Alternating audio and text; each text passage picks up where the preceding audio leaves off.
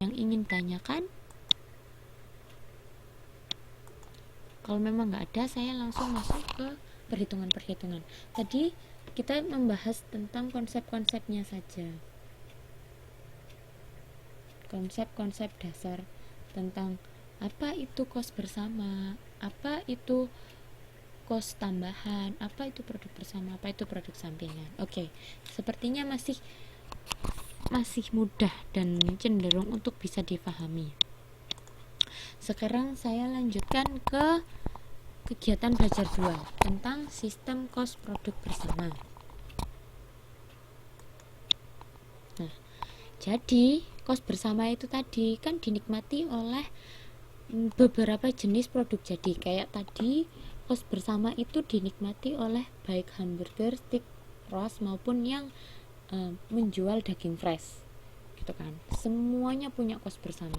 Lah, gimana cara kita membedakan atau membagi proporsi kos bersama untuk hamburger, untuk steak, untuk roast, dan untuk daging segar yang siap jual? Nah, di sini ada beberapa metode. Yang pertama, metode nilai pasar, output fisik, kos unit rata-rata, metode rata-rata berbobot, dan metode unit kuantitatif.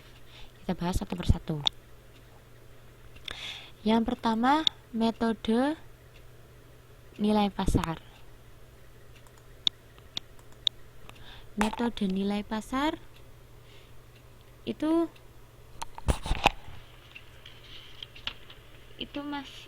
masih dibagi menjadi beberapa bagian. Dibagi menjadi 2, yaitu nilai pasar saat titik pisah dan nilai terrealisasikan bersih. Kalau nilai pasar saat titik pisah itu bisa dilihat di modul halaman 8.14. Nah, di sini pertamanya yang harus difahami adalah, misalkan ada data tentang kita punya produk A, B, C, D. Unit diproduksinya masing-masing bisa dilihat ini untuk produk A berapa, B, C, D.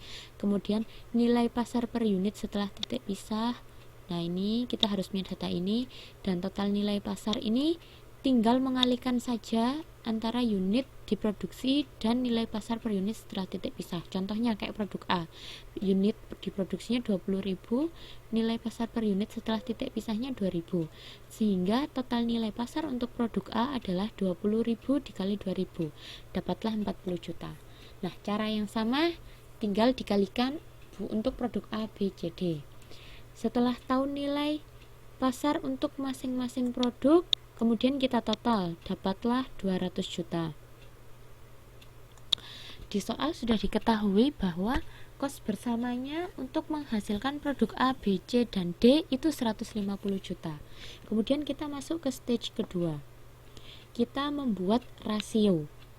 Rasionya itu rasio apa yang jadi patokan? Yang jadi patokan adalah total nilai pasar. Nah, untuk produk A kan total nilai pasarnya 40 juta. Nah, 40 juta terhadap 200 juta, sehingga rasionya 40 per 200 untuk produk A.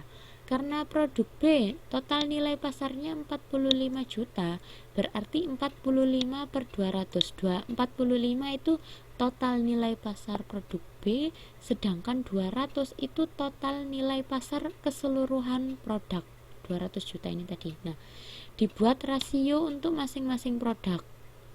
Kemudian rasio ini dikali dengan kos bersama, sehingga dari sini kita bisa tahu alokasi kos bersama. Nah, di sini kita bisa tahu alokasi kos bersama untuk produk A 30 juta, produk B 33 juta 750, produk C 30 juta. Begitu juga dengan produk D, kita bisa tahu. Gitu ya caranya. Jadi kalau nilai pasar saat titik pisah itu sangat simpel dan sangat mudah. Kita menggunakan ini ketika asumsinya setelah titik pisah tidak ada penambahan kos atau tidak ada kos tambahan. Jadi sangat simpel. Berbeda dengan nilai terrealisasikan bersih, caranya sedikit berbeda. Kita harus tahu dulu unit yang diproduksi dari masing-masing produk berapa, kemudian nilai pasar finalnya berapa. Kalau tadi kan nilai pasar per unit setelah titik pisah, kalau nilai terrealisasikan bersih nilai pasar final. Jadi bedanya di situ, datanya yang diketahui harus berbeda. Nah, nilai kemudian kita harus lihat untuk menghitung nilai terrealisasikan bersih. Terlebih dahulu kita menghitung nilai pasar final total.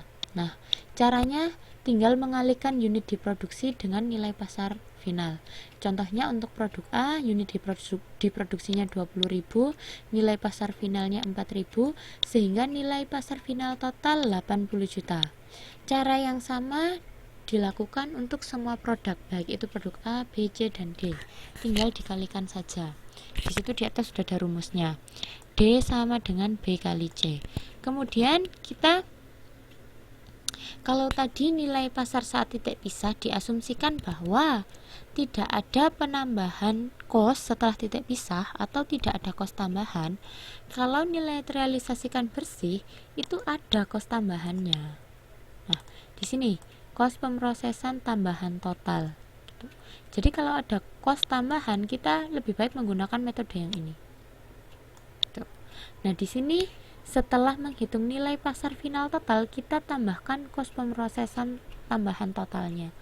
Kos pemrosesan tambahan total untuk produk A adalah 8 juta, B 10 juta, C 10 juta, D 28 juta.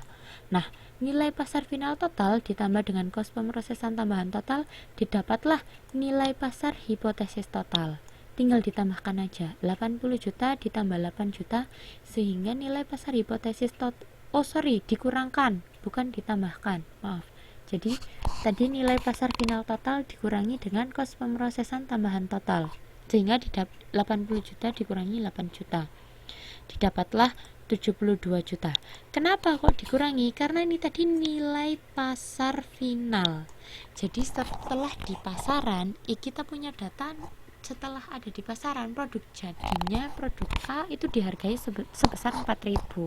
Nah, padahal kan setelah titik pisah produk A itu ada kos tambahannya. Berarti kalau kita ingin tahu kos bersamanya, berarti kan kita harus mengurangkan dulu kos tambahan tadi. Baru kita bisa tahu alokasi kos bersamanya berapa. Mudeng kan? Saya ulangi lagi. Jadi karena kita tahunya nilai pasar akhir, di pasar harga jadinya harga di pasar harga produk jadinya itu seberapa, harga di pasar itu tadi seberapa, berarti kan di situ sudah termasuk kos tambahan, sudah termasuk kos pemrosesan tambahan.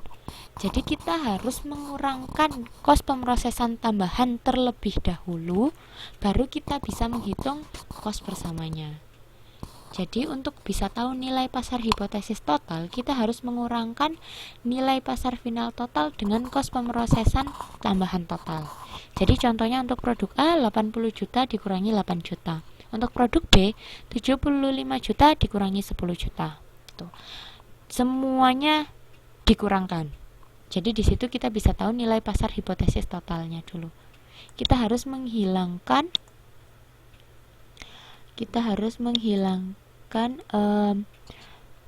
kos tambahan dulu dari harga jual yang di pasaran untuk tahu kos bersamanya gitu. Nah, setelah tahu nilai pasar hipotesis total, baru dibuat rasio. Jadi kalau tadi di nilai pasar saat titik pisah, yang dijadikan patokan rasio adalah total nilai pasar. Nih, total nilai pasar. Sedangkan kalau nilai terrealisasikan bersih, yang dijadikan rasio adalah nilai pasar hipotesis totalnya. Contohnya untuk produk A, karena 72 juta terhadap 265 juta, sehingga rasionya 72 dibagi 265 dikali kos bersama 150 juta, sehingga didapatlah alokasinya berapa. Dengan cara yang sama kita bisa mendapatkan alokasi untuk produk A, B, C, dan D. Oke, saya lanjutkan ya. Setelah metode nilai pasar, ada metode yang kedua, metode output fisik. Kalau ini sangat sederhana, yang menjadi patokan rasionya